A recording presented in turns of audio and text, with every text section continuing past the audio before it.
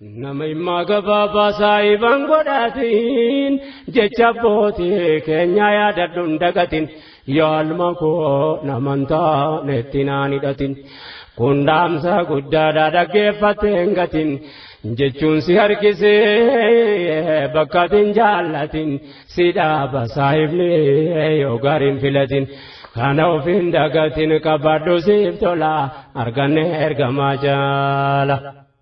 Diinii tuttaajumaa ummata barate nama ilmi shari'aatti dura afaan hiikkate barumsa idilee gubbaan dabalate yaabboleewwan kiyya silaa takkas taate qooda diinii keessa gumii kan kee baate hayyoo gama lamaa dhabuu waan nu goote nan himatuun jedhe waan keessa koo guute. Qalbii koona fuute yaadaan deemee laallaan arganne ergamaa jaala.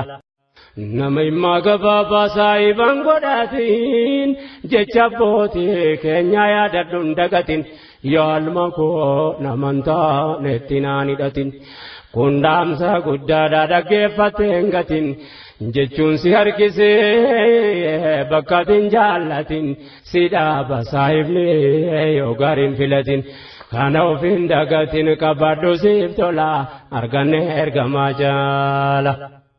Diinii tuttaajumaa ummata barate nama ilmi shari'aatti dura afaan hiikkate barumsa idilee gubbaan dabalate yaabboleewwan kiyya silaa takkas taate qooda diinii keessa gumii kan kee baate hayyoo gama lamaa dhabuu waan nu goote nan himatuun jedhe waan keessa koo guute. Qalbii koona fuute yaadaan deemee laallaan arganne ergamaa jaala.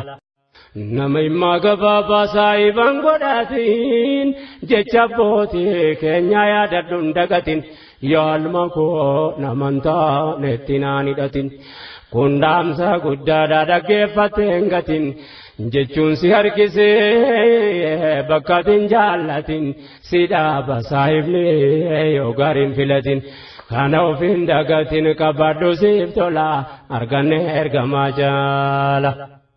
Diinii tuttaajumaa ummata barate nama ilmi shari'aatti dura afaan hiikkate barumsa idilee gubbaan dabalate yaabboleewwan kiyya silaa takkas taate qooda diinii keessa gumii kan kee baate hayyoo gama lamaa dhabuu waan nu goote nan himatuun jedhe waan keessa koo guute. Qalbii koona fuute yaadaan deemee laallaan arganne ergamaa jaala. Nama immaa gabaabaa saayiban godhatiin jecha abbootii keenya yaadadhu hin dagatin yaalma koo namantaa netti naan hidhatin kun dhaamsa guddaadha dhaggeeffattee hin gatin jechuun si harkisee bakka atin jaallatin si dhaaba saayibni yoo gaarii hin filatin kana of hin dagatin qabadhu siif tola arganne ergamaa jaala.